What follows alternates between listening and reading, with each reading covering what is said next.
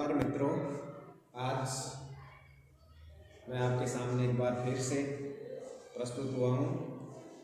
तो देखिए, आज हम पढ़ेंगे आदि काव्य। क्या पढ़ेंगे? आदि काव्य, जिनको लिखा था आदि कवि। किसने लिखा था? आदि कवि। ठीक है। यदि आपको हमारा वीडियो अच्छा लगे तो एक बार ज़रूर सब्सक्राइब करें। तो देखिए, हम किसकी बात कर रहे हैं? आदि कवि की। तो आदि कवि कौन थे, ये जानने से पहले हम एक कहानी से इस बात को प्रस्तुत करेंगे। इस कहानी से जानेंगे कि आदि कवि कौन थे। तो एक जंगल था, जंगल में कुछ लुटेरे थे और उन लुटेरों में से जो मुख्य लुटेरा था वो था रत्नाकर। कौन?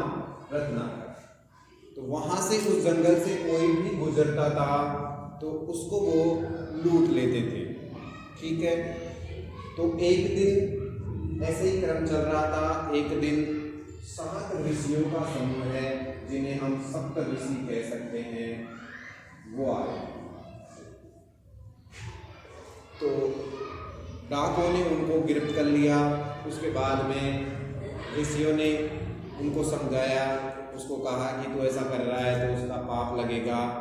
ऐसा कुछ समझाने के बाद में वो उसको कहा कि तेरा जो पाप लगेगा उसका हकदार क्या तेरे परिवार वाले होंगे।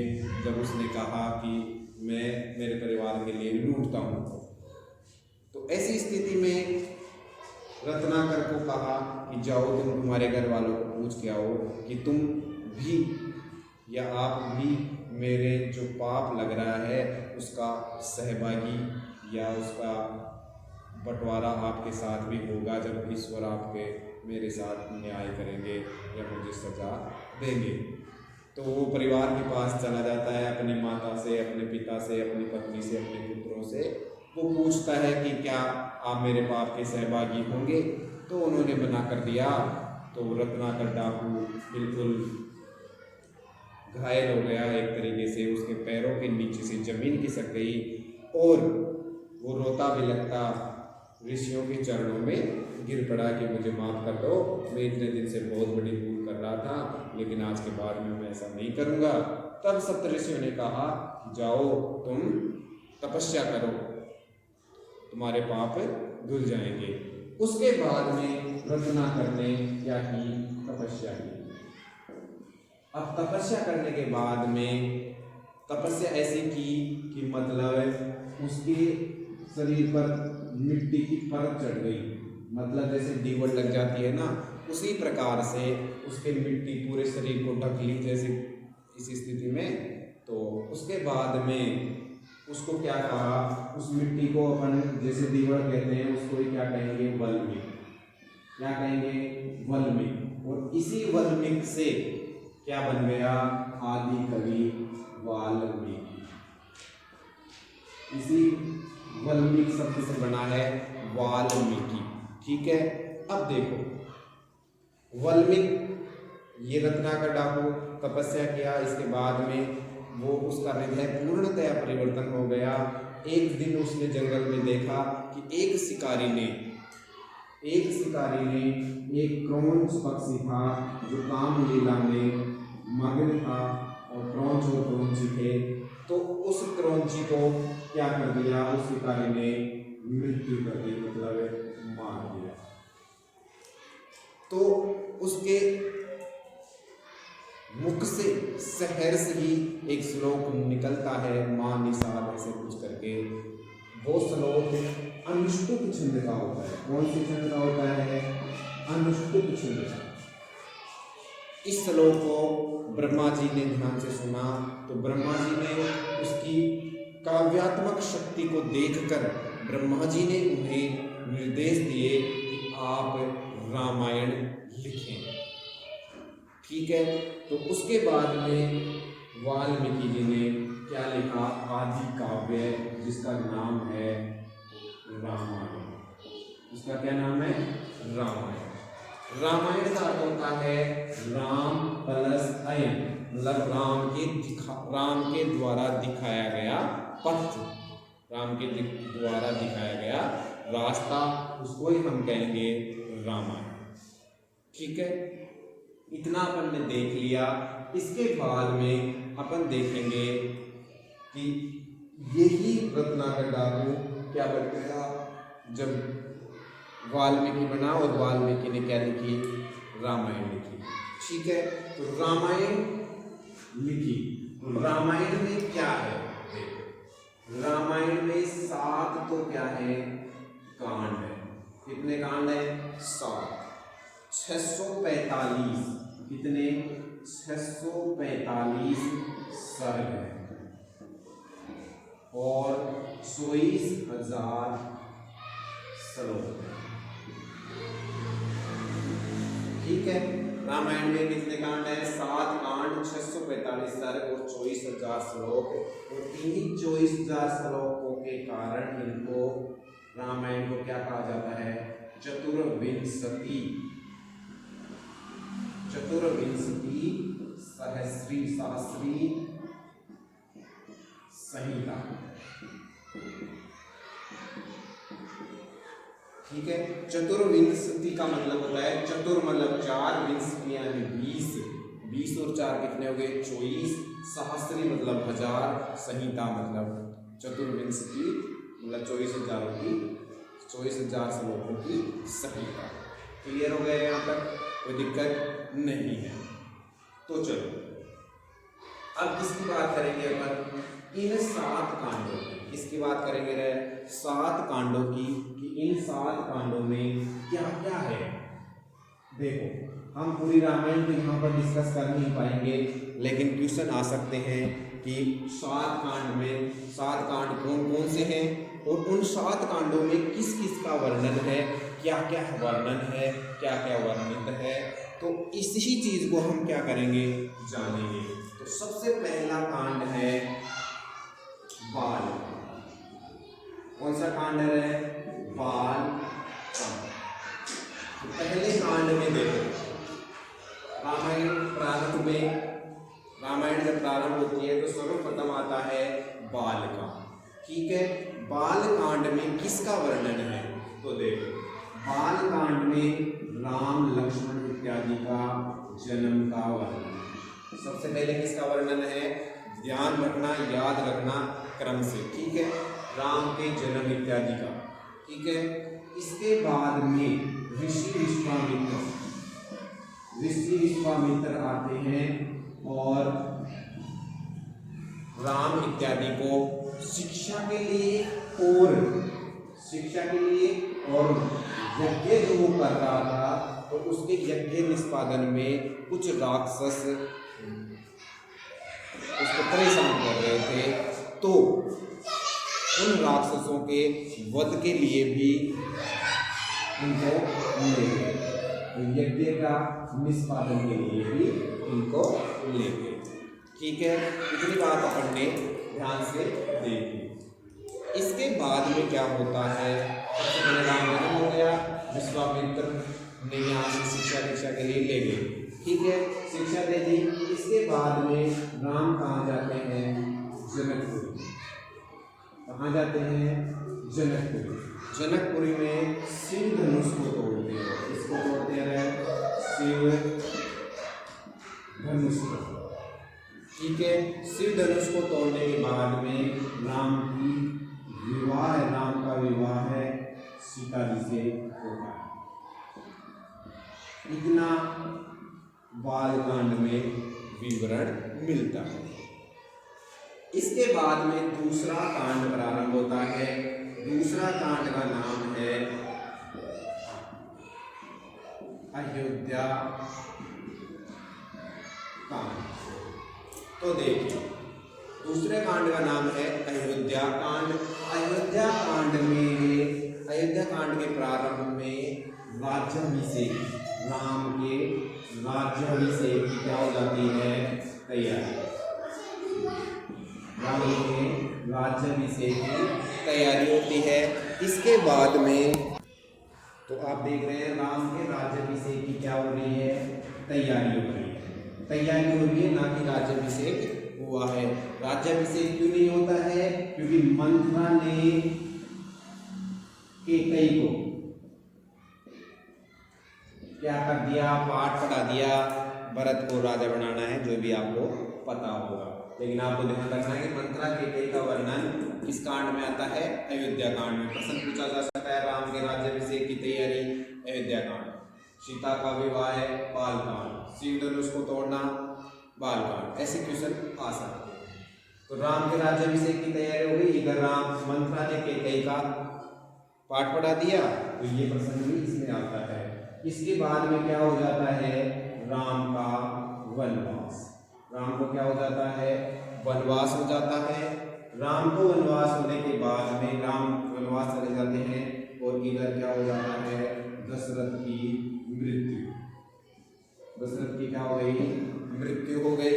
इसके बाद में दशरथ की मृत्यु होने के बाद में चित्रकूट पर्वत पर, कौन से पर्वत पर, चित्रकूट पर्वत पर राम और भरत का क्या होता है, मिलन होता है। ठीक है, यहां पर इतना आपको पढ़ने को मिलता है, इनमें से प्रश्न पूछे जा सकते हैं। ठीक है, देखिए इसके आगे तीसरा कांड है अरण्य कांड। कौन सा कांड है, अरण्य कांड। तो देखो नाम से पता चल रहा है, बाल कांड मतलब बचपन वाले जीवन, अयोध्या कांड मतलब अयोध्या में जो वर्णन, अयोध्या में जो घटना घटित हुई वो। अरण्य कांड, अरण्य का अर्थ होता है जंगल, आप जानते होंगे, अरण्य का अर्थ है जंगल। तो जंगल में जो घटनाएं घटी वो किस में आएंगी, रहे अरण्य कांड में। तो अरण्य कांड के प्रारंभ में इसका वर्णन मिलता है पंचवटी का। इसका वर्णन मिलता है पंचवटी का। पंचवटी कहाँ है, महाराष्ट्र के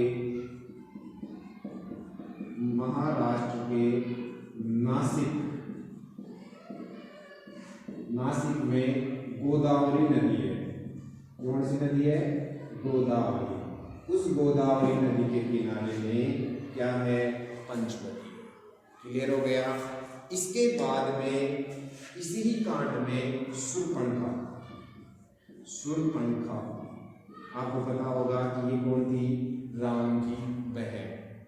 ठीक है, तो शूर्पणखा का वर्णन आता है। शूर्पणखा राम और लक्ष्मण को विवाह के लिए अपना प्रपोजल देती है, लेकिन उसको अनएक्सेप्ट कर लेते हैं राम। यहाँ पर ही लक्ष्मण को अकृतधार कहते हैं, और शूर्पणखा से कहते हैं कि आप लक्ष्मण के पास जाओ, मैं तो शादीशुदा हूँ, माता सीता मेरे पास है। तो ऐसी स्थिति में शूर्पणखा को गुस्सा आ जाता है, क्रोधित हो जाती है, और वो सीता जी के ऊपर वार करती है। उसी स्थिति में लक्ष्मण क्रोधित हो जाता है, और वो शूर्पणखा का क्या कर देता है, नाक काट देता है। इसके बाद में शूर्पणखा कहाँ जाती है, अपने दो सौतेले भाई थे, खर और दूषण। ठीक है, खरदूषण के पास जाती है और उनको सारी बात बताती है। फिर ये युद्ध करने के लिए आते हैं और इनका वध कर देते हैं। ठीक है, इसके बाद में आती है मारीच। इसके बाद में किसका वध होता है, मारीच राक्षस का वध। ये खरदूषण राक्षस थे, इनका भी वध हो जाता है, मारीच राक्षस का वध हो जाता है। इसके बाद में सीता का अपहरण हो जाता है। अब आपको ज्ञान करवा दूं मैं, ये मारीच कौन था, जो मृग आया था ना सीता जी के पास में या राम जी के पास में उस वक्त, तो वो जो सोने का मृग बनकर आया था, स्वर्ण मृग, तो वो मारीच ही था, राक्षस जो मायावी रूप में धारण करके हिरण बन गया। तो ये मारीच वध होता है। इसके बाद में इधर से रावण सीता जी को अपहरण करके लिया जाता है। तो इतना यहाँ पर अपने को ज्ञान होता है। इसके बाद में देखो सीता का अपहरण हो गया, इसके बाद में क्या होगा, राम का विलाप। क्या होगा? राम का विलाप। ठीक है, राम का विलाप हुआ। इसके बाद में अपन देखते हैं, तो देखिए इसके बाद में आपको पता चल चुका है कि राम का विलाप होता है। इसके बाद में सीता जी को कहाँ ले गए? अशोक वाटिका। अशोक वाटिका वर्णन अभी यहीं तक प्रारंभ हो जाता है। इसके बाद में राम जी कहाँ जाते हैं? सबरी के आश्रम में। वहाँ पर आपको पता है सबरी के वेद, आपको घटना का पता होगा। तो सबरी के आश्रम में जाते हैं कौन? राम। इसका वर्णन यहाँ तक मिल जाता है अपने को अरण्यकांड में। ठीक है, इसके बाद में अपन देखते हैं नेक्स्ट कांड। कौन सा कांड? नेक्स्ट। ठीक है, तो अब देखो नेक्स्ट कांड आ गया किष्किंधा कांड। तो किष्किंधा कांड में अपन देखते हैं तो प्रारंभ में क्या होता है? सीता की खोज होती है, सीता खोज जारी रहती है। इसके बाद में राम किससे मिलता है? सुग्रीव से। और सुग्रीव से क्या हो जाती है? मित्रता हो जाती है। सुग्रीव बाली का भाई होता है, लेकिन बाली और सुग्रीव में दुश्मनी होती है। इस वजह से बाली का क्या करते हैं? बाली दुराचारी था, इस चक्कर से बाली का वध कर देते हैं राम। ठीक है, यहाँ तक आपने देखा। इसके बाद में देखो यहाँ पर बाली का वध हो गया, सीता की खोज जारी है। तो उसी वक्त संपाति नाम का बताता है कि सीता को कौन लेके गया है? राम।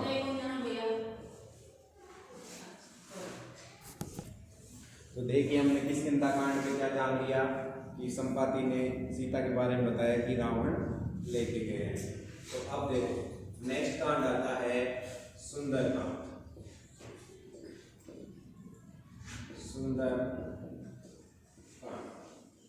सुंदर कांड आपको पता है, सुंदर कांड में सुंदर नाम क्यों पड़ा? सुंदर नाम पड़ने का कारण था, सुंदर किसको कहते हैं? हनुमान। इस कारण से सुंदरकांड का नाम सुंदरकांड पड़ा। ठीक है, इसके बाद में देखते हैं, इसमें एक रीजन और भी है कि यहाँ पर साहित्य का, रामायण के साहित्य का सर्वोत्कर्ष है, मतलब सबसे अच्छा यहाँ पर काव्य की विवेचना की जाती है। और इसके अलावा तीसरा कारण है कि यहाँ पर सीता और राम दोनों को अपनी स्थिति का पता चल जाता है, मतलब शुभ समाचार मिलता है। इस कारण से भी यहाँ पर सुंदरकांड का नाम सुंदरकांड पड़ा। बाकी अन्य कांडों के नाम आपको पता है, नाम के अनुसार ही बालकांड को आपको बताया, तभी अरण्यकांड, किष्किंधा कांड जो बालिका सुग्रीव का क्षेत्र था। तो अब देखो सुंदरकांड में क्या होता है? सुंदरकांड में हनुमान जी कहाँ जाते हैं? लंका। लंका में जाकर अशोक वाटिका में सीता जी का पता लगा देते हैं और उस अशोक वाटिका को क्या कर देते हैं? उजाड़ देते हैं। ठीक है, अशोक वाटिका को उजाड़ देते हैं। इसके बाद में लंका में क्या लगा देते हैं? आग। लंका को जला देते हैं। इसके बाद में अपन देखते हैं लंका में आग लगा दी, और आग लगाने के बाद में राम के संदेश को प्रेषित कर देते हैं राम के संदेश को रावण के सामने या उसकी प्रजा के सामने, लंका के सामने प्रेषित कर देते हैं। ठीक है, इसके बाद में अपन देखते हैं कि राम के संदेश को प्रेषित कर दिया गया। इसके बाद में प्रारंभ होता है नेक्स्ट कांड, और उस कांड का नाम है युद्ध कांड। तो युद्ध कांड में क्या होता है? युद्ध कांड में प्रारंभ में राम और रावण की जो सेना थी उसके बीच में क्या होता है? युद्ध होता है।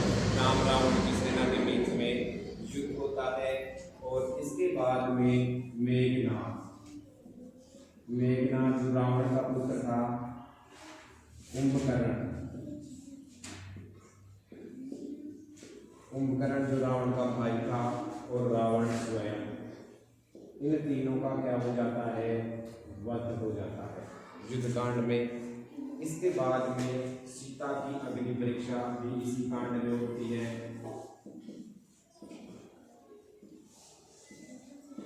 सीता की अग्नि परीक्षा, ठीक है, अग्नि परीक्षा भी इसी कांड में होती है। इसके अलावा यहाँ पर ही क्या होता है, जो पुष्पक विमान था उसमें बैठकर राम रावण और राम इत्यादि अयोध्या में आ जाते हैं वापस, और वहां पर राम का क्या हो जाता है, राज्याभिषेक। ध्यान रहे, राम का राज्याभिषेक इसमें हुआ है युद्धकांड, ठीक है। इसके बाद में आता है उत्तरकांड। उत्तरकांड को विक्षिप्त कांड भी कहते हैं। क्या कहते हैं, उत्तरकांड को बताया जाता है कि ये बाद में एडिशन किया हुआ है, ठीक है। तो अब देखो उत्तरकांड में क्या होता है, एक तो होता है लव और उसका जन्म, ठीक है।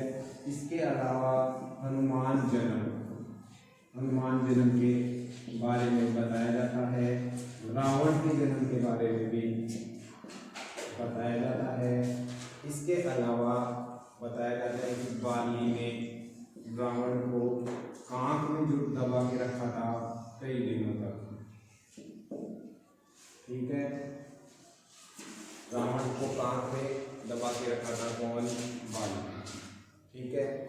इसका भी वर्णन मिलता है। इसके अलावा यहाँ पर वर्णन मिलता है सीता, जो पूर्व जन्म में क्या थी, वेदवती, ठीक है। सीता पूर्व जन्म में क्या थी, वेदवती थी।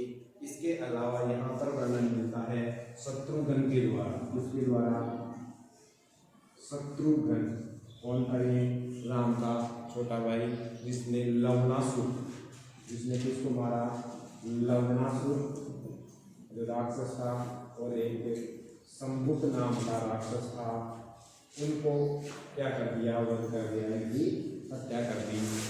और इसी के साथ में रामायण का महात्म्य समाप्त होता है, रामायण का अंक समाप्त हो गया। तो ये थी आपके सामने रामायण। अब देखो रामायण को क्या कहा जाता है, उपजीव्य काव्य। क्या कहा जाता है, उपजीव्य। अब उपजीव्य काव्य क्या होता है, ये जानने योग्य बात है। उपजीव्य काव्य कहते हैं, मतलब उसको आधार मानकर अन्य ग्रंथ लिखना अन्य कवियों के द्वारा। तो इस कारण से इसको क्या कहा, उपजीव्य काव्य कहा, क्योंकि इसी के आधार पर कालिदास ने क्या लिखा, रघुवंश। क्वेश्चन आ सकता है कालिदास का रघुवंश किस पर आधारित है, या और भी विभिन्न प्रकार से प्रश्न आ सकते हैं। इसके बाद में आता है जानकी हरण। जानकी हरणम जो किसका है, कुमारव्यास का, किसका है, कुमारव्यास का, ठीक है। एक आता है रामायण मंजरी। क्या आता है, रामायण मंजरी। ये किसकी होती है, क्षेमेंद्र की, ठीक है। इसके अलावा दो नाटक आते हैं, अभिषेक नाटक। कौन सा नाटक, अभिषेक नाटक, और प्रतिमा नाटक। ये किसके होते हैं, भास द्वारा विरचित होते हैं। किसके द्वारा होते हैं, भास के द्वारा होते हैं। इसके अलावा एक आता है महावीर चरितम। कौन सा चरितम, महावीर चरितम। एक आता है उत्तर राम चरितम। ये दोनों किसके द्वारा लिखे हुए हैं, भवभूति के द्वारा। किसके द्वारा, भवभूति के द्वारा, ठीक है। इतना आपने देख लिया है। इसके अलावा एक आता है अनर्ग राघव। क्या आता है, अनर्ग राघव, जो लिखा हुआ है मुरारी द्वारा, किसके द्वारा है? मुरारी के द्वारा। तो इसके अलावा भी और ग्रंथ भी हैं, लेकिन जो मुख्य मुख्य हैं मैंने आपको बता दिए हैं। अब देखते हैं इसके आगे। अब इसके आगे देखेंगे तो हमें पता चलेगा कि रामायण के चार जो मुख्य ग्रंथ हमें मिलते हैं आज वर्तमान में। तो पहला है बम्बई संस्करण। कौन सा संस्करण? बम्बई संस्करण, जिसको अपन कहते हैं औदिच्य संस्करण। कौन सा संस्करण? औदिच्य संस्करण। ठीक है। इसके अलावा हमें मिलता है एक बंगाल का संस्करण। कौन सा संस्करण? बंगाल का, जिसे हम कहते हैं गौड़ीय संस्करण। ठीक है। इसके अलावा अपने को मिलता है कश्मीर संस्करण। कौन सा? कश्मीर संस्करण। तो इसका नाम है पश्चिम उत्तरीय संस्करण। पश्चिम उत्तरीय संस्करण, ध्यान रखिए, मैं अच्छे से लिख नहीं रहा हूँ, आप समझ जाओगे। ठीक है। इसके बाद में आता है एक अंतिम संस्करण, दाक्षिणात्य संस्करण। ठीक है, दाक्षिणात्य संस्करण। तो ये चार संस्करण हमारे को प्राप्त होता है। इसके अलावा ध्यान रखने योग्य बात है, एक इलवल नाम का एक राक्षस था, जिसने जो क्या करता था, ऋषियों को बुलाता था और उनको मार देता था। क्या बोलकर? संस्कृत बोलकर। मतलब ध्यान रखने योग्य बात है, प्रश्न पूछा जा सकता है, संस्कृत बोलकर कौन सा राक्षस ऋषियों को मार देता था? इलवल। इसके अलावा आपको पता है कि ये पूरी की पूरी वाल्मीकि रामायण अनुष्टुप छंद में लिखी हुई है। इस कारण से अनुष्टुप छंद के रचयिता या अनुष्टुप छंद को प्रारंभ करने वाले वाल्मीकि ही हैं। इसके अलावा हमें ज्ञात होता है कि बार बार जो रामायण कथा है उसका उद्घोष करते हैं वो है लव कुश। तो इसी कारण से उनको कुशी लव भी कहते हैं। और यहाँ पर रामायण का प्रमुख छंद है करुण रस। कौन सा रस है? करुण रस। ध्यान रखने की बात है, ये क्वेश्चन इंपॉर्टेंट क्वेश्चन है कि रामायण का रस कौन सा है? करुण रस। लेकिन यत्र तत्र अन्य, जैसे वीर रस युद्ध में आ जाएगा, श्रृंगार भी आ जाएगा, और सारे रस भी यहाँ पर विद्यमान है। इसी कारण यहाँ पर रामायण को या वाल्मीकि को क्या कहा गया है? रस सिद्ध कवीश्वर। रस सिद्ध कवीश्वर भी कहा गया है। ठीक है। इसके अलावा यहाँ पर अपने को ज्ञात होता है कि बुद्ध को क्या कहते हैं? रामायण में शोर कहते हैं। और लक्ष्मण को मैंने बताया था पूर्व में कि अकृतधार। ये प्रश्न पूछा जा सकता है। अकृतधार का मतलब होता है जो कृत मतलब धारण नहीं किया हो, दार मतलब धारा मतलब पत्नी, जो पत्नी से युक्त नहीं हो। ठीक है। इतना अपन ने ध्यान ले लिया। आदि काव्य, इसको आदि काव्य अपन ने प्रारंभ में भी देखा था कि आदि काव्य कहलाता है। क्यों? क्योंकि इससे जो पूर्व जो भी ग्रंथ थे ना, वेद इत्यादि लिखे हुए तो थे, लेकिन इससे पूर्व जो भी लिखे थे वो जीवन से मतलब अपने जो समाज से रिलेटिव नहीं थे। उसमें वेद थे, मंत्र थे, इत्यादि थे, लेकिन उनका अपने सामाजिक जीवन से कोई मतलब लेना देना नहीं था। लेकिन रामायण जो पहला काव्य था उसका हमारे जीवन से पूरा संबंध था, और जो इहलौकिक और पारलौकिक उन्नति का साधन भी है। इसके अलावा अपन ने देख लिया।